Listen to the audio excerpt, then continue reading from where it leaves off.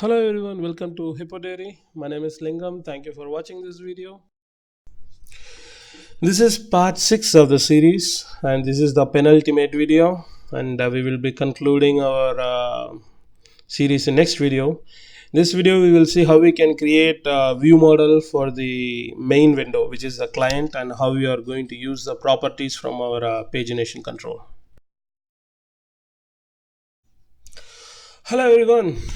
So here we are at the next module. So we were not able to run this in the previous module. So the reason was, as usual, I made a very silly mistake. I started the initiation, but I didn't call it in our constructor. So that's the reason why it was not working. So let's call it here, then try to run it again.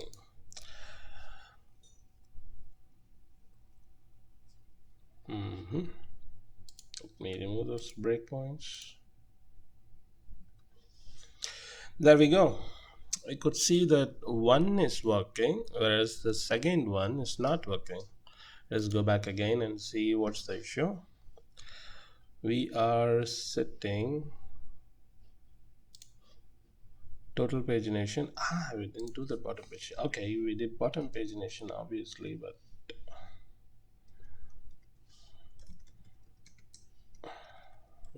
primo.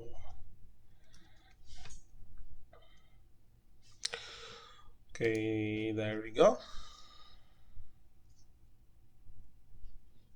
Okay, so you see we have 1000 items in first one, which is the top one, and 2500 in the bottom, which is divided by 30. So 35, 30.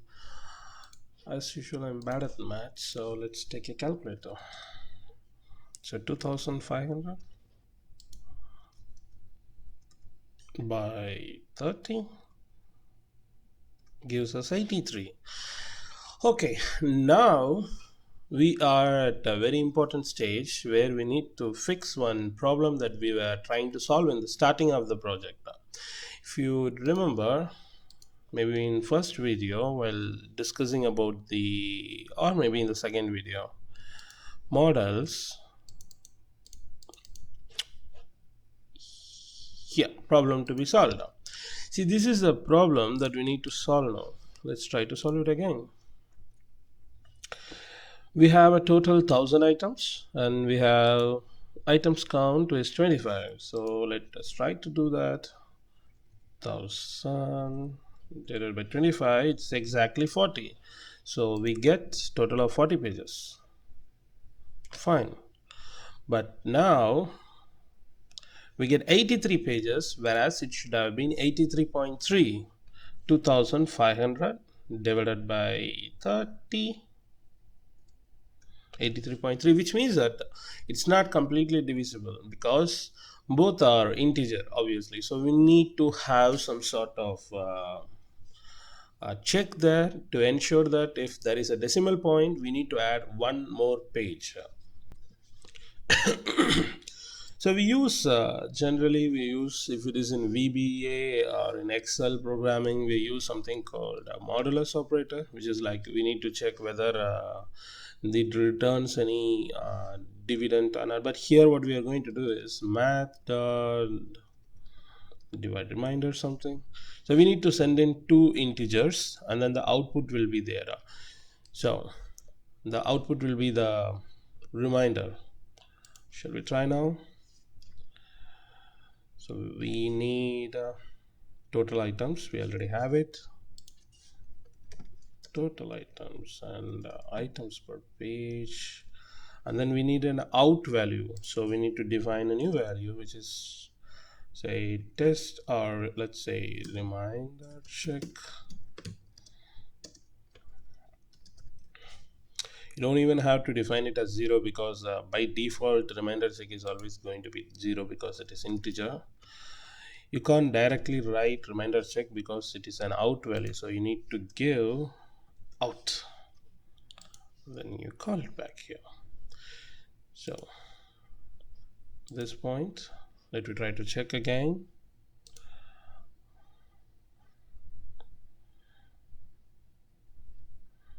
Okay, reminder is 0, and reminder is still 0.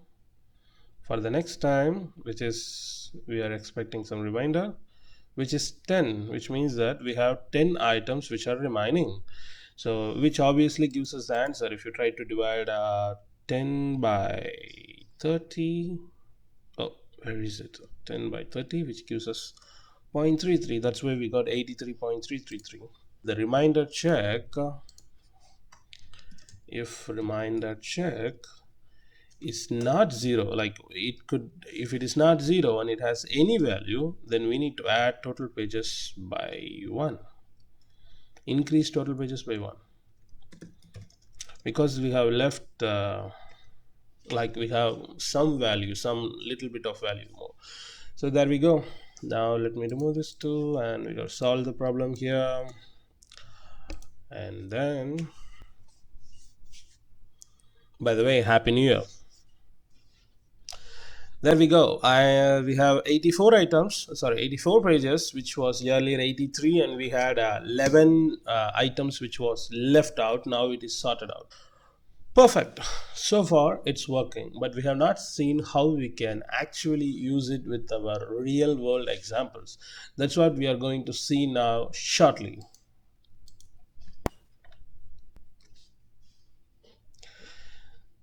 So for good, we had created a helper control, and then we have managed to fix all the bindings and everything. And inside our application, we are just calling them here. Do we have any?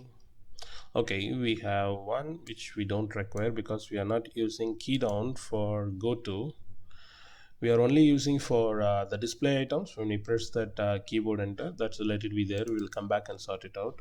Let this also be here. Okay, now we need to have some real examples or like some values where we can see how it works out. So what I'm going to do is I'm going to arbitrarily create some values. Let's say these are going to be by the way, if you would have noticed earlier, my screen font size was smaller. Now I have increased so that it will be easy on your eyes. Prop full, you need observable collection. This is Flipper Observable Collection is coming from Haley, but we are not going to use it in this video. We will go with System Collections Object Model.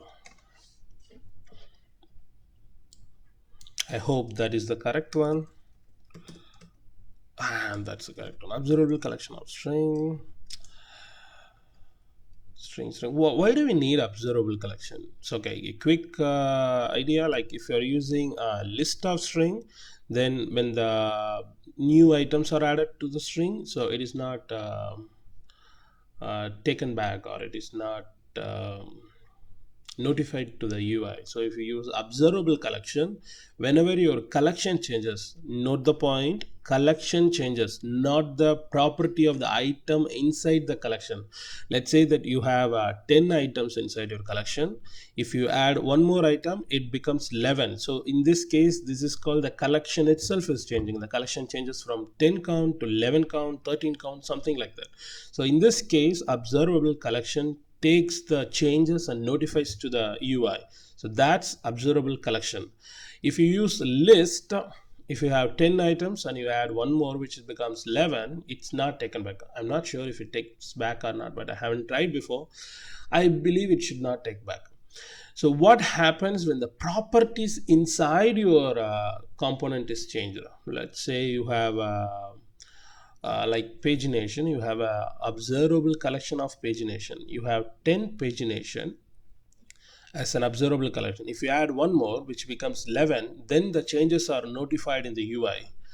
If inside your pagination some properties are changed, then that will not be notified to the UI because that the collection is not changing.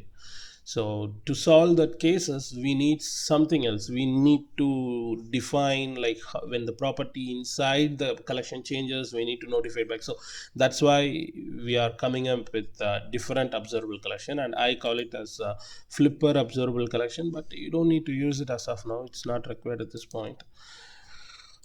Speaking of this, I lost the work observable collection of string, and then let's call it as demo list, maybe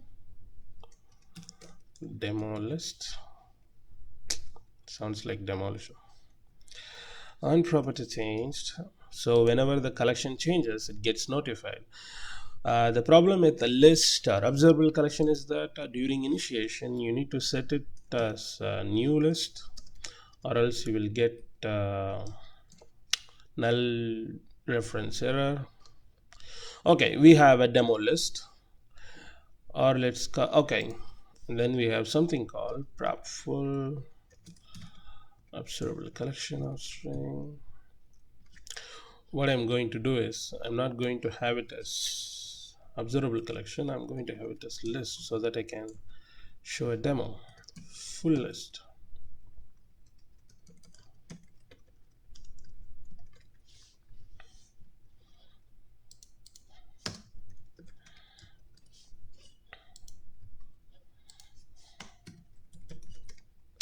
I will not do that as well so that I can show you the error how it happens, and then we can take it forward. First what we are going to do is we are going to try to bind our full list, which is the list of string, and then we will see how that change or not changing is affecting us. But before that we need to sort this out, like when I'm not doing this. So maybe it's a silly thing to explain because everyone knows this, but still let's change the width as 600. Okay, there we go. uh, uh, I need to keep it at maybe 67.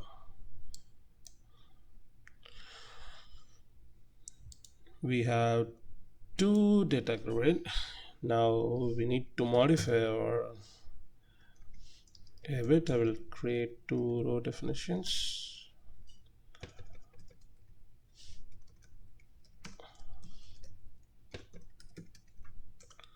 Okay, and let's put stack panel,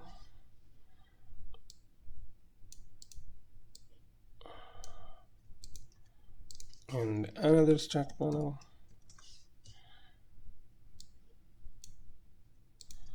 So this stack panel, let it be a part of row 1, and this let it be the bottom, and everywhere we are going to keep the vertical alignment at the bottom.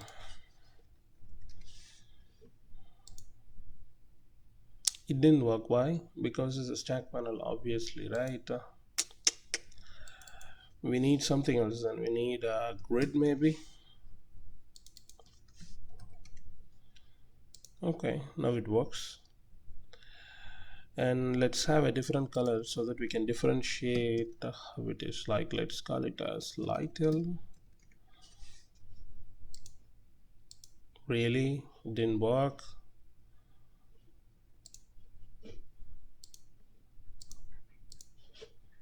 Or maybe my eyes are not clear. Okay, let's have as a different color, something like this.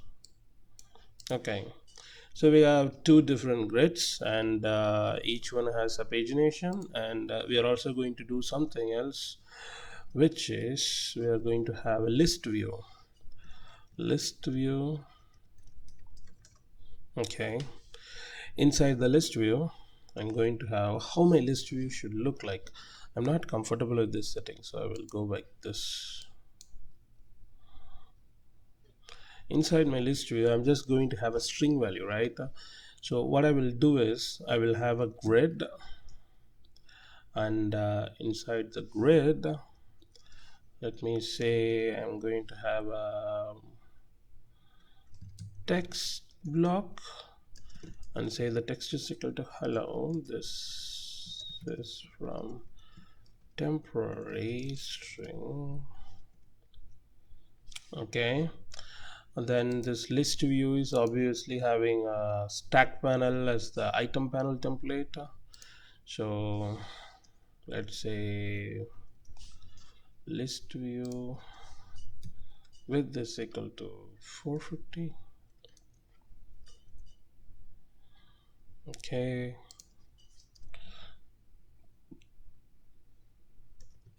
background is equal to blue, or I don't need blue.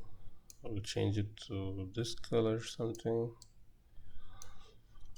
Okay, so I have one item here, and I will remove this width from here and I will put it here, and then I will have one more grid. I don't know if it will work. It works because since list views item template itself is by default a stack panel, you can have multiple child inside it. I'm going to have a margin now, margin whose value should be like 10,5 maybe, 10,5 maybe.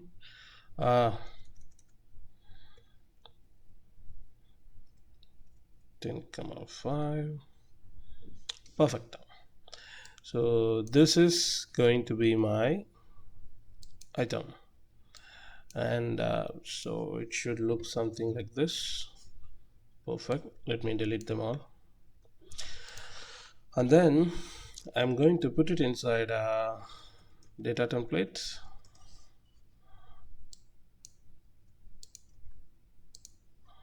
and then here I'm going to say the item source is equal to binding, which means the item source is not going to come from here, it's going to come from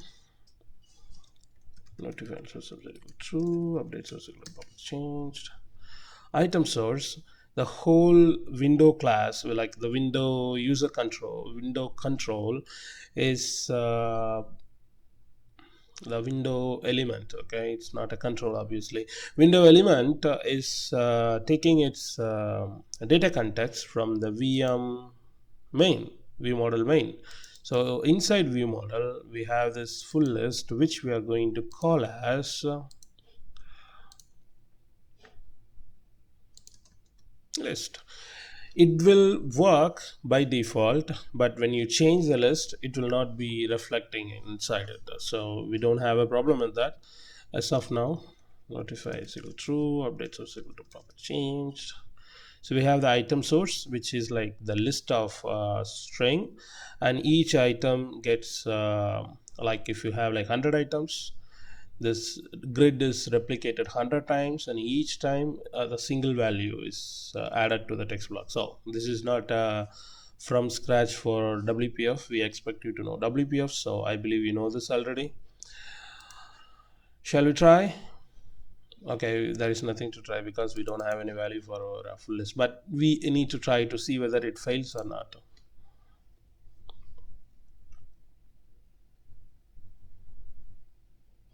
Ta-da, it didn't fail.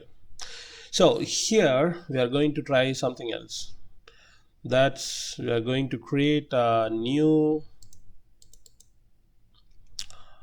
converter. Maybe for people who has no idea about converters, converters are like if you have a value which is string and you want to convert it into a different object or different value, so use a converter.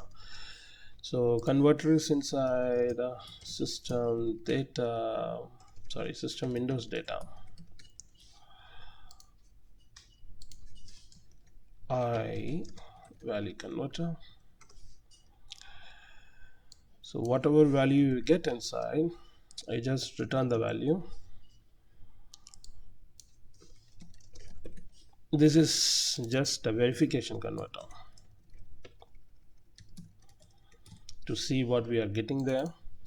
So I'm going to bind this to our application resource, which is for the whole application. So resource dictionary, resource dictionary dot merge dictionary, resource dictionary dot merge dictionary, and then we have here, it's in local, right? We don't have any merge dictionary so far, so local verification converter, and call it as converter verification and close this up. So we have a converter here, and I'm going to use that converter when the full list gets binded. So here converter is equal to static resource converter verification. Let's build and try.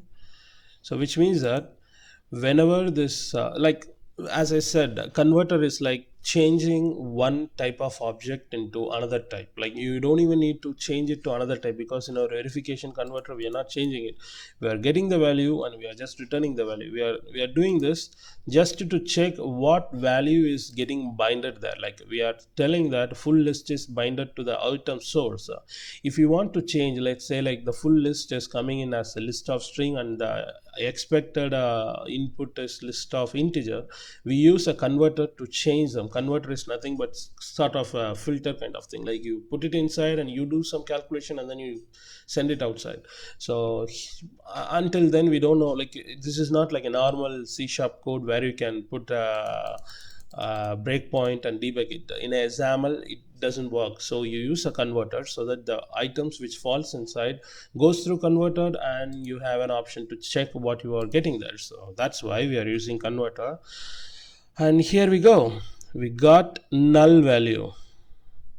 So this is null as of now because we didn't give any list of string.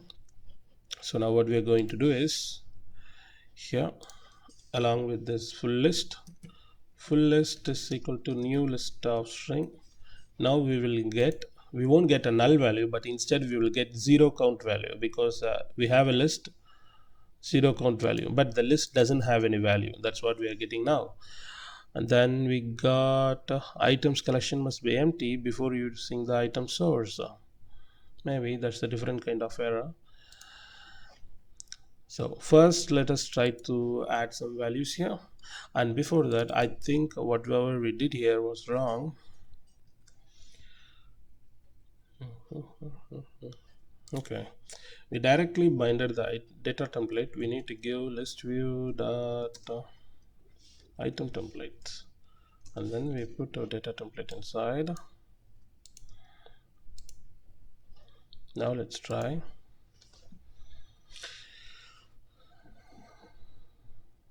We have 0 and it doesn't return any error.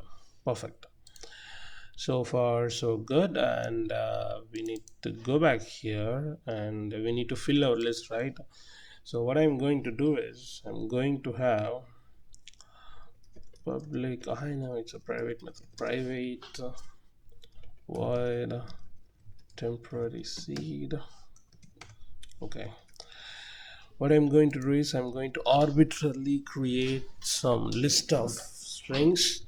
I'm going to bind it to our full list. So how do we start? Let's start with string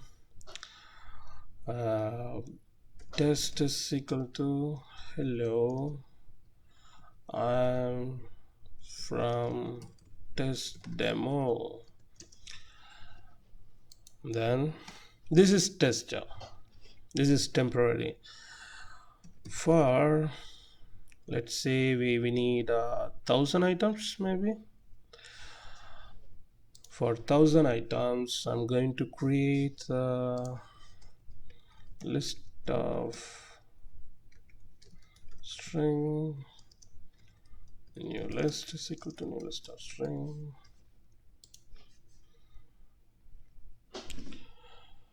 new list dot add test plus, or let's do it like this,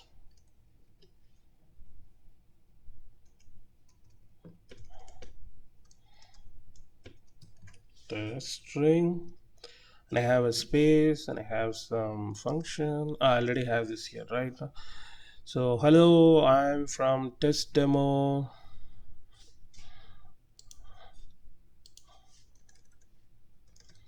My ID is, let's say, I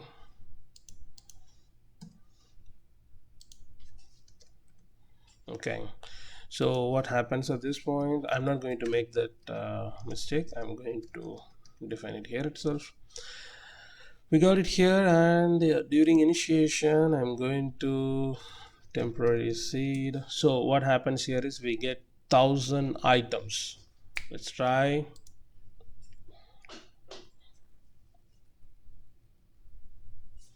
I'm going to remove this. No, let's see. We have 1000 items, and the first item says like I'm from test demo, my ID is blah blah blah, and we have 1000 items, and this is temporary. So there we go.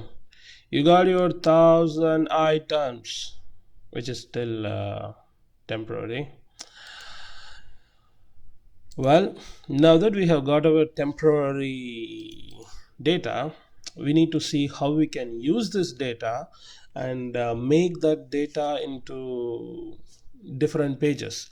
But before that, this is a temporary data. In your real example, how you would do this is maybe if you are running the data search inside your local window or application or like local PC, you might search some data and do some calculation. Mostly you will be trying to contact it with some kind of a web API where you will try to get data from your database or maybe inside your office itself. So you get the database and then you seed them into some list. So you will be obviously having a full list in case you are going to get the full data, but in case of web development you are not going to get the full list. You are obviously going to get only this demo list, whichever you want to show it to the user. So you know your job better. So we'll go to the next module and see how we can make it better. Thank you for watching so far. Hello, it's recap time. So this video we saw about two things mainly. First thing was we saw how to create temporary data set, and the second thing was we try to bind that to our list view. So the temporary data list, as the name suggests, this is temporary, but in your real project the data should come from either your local database or from a web database, or it's up to you. The database can be like you can take the full data set and then you can try to, like, you can get thousands of results and you can try to display it to the user based upon pagination, or you can just get the required numbers based upon your pagination values. Like you calculate the starting value of the result and how many items you need. So you know your job better, so I'm not going to dwell deep into that. So we saw about how to use observable collection and list. Even though we didn't see observable collection in action, we know what is the difference. When the items or the count changes in list, it will not reflect, whereas the changes like the count changes in observable collection, it will be reflected. But keep in mind that inside observable collection, if your property inside your component changes, it doesn't reflect back. So the next thing what we saw was obviously creating the list view and then binding the data collection. We also saw one more thing, which is creating a converter. Converter is like you cannot directly debug your XAML like the WPF codes. You can only debug C# codes. So what we can do better is like you at point you don't know what data is actually going inside your XAML components. So you can put a verification converter, which is very simple. You are just taking the value and returning the same value. You create a verification converter and then you put a breakpoint there so that you can know what value you are getting, whether you can check the values there. So we created a verification converter and we use the converter to check the binding value. This is what we saw in this current video. Thank you. In the next video, we will see how we can take this temporary list and bind it and display it to our users, and how we can do the pagination itself.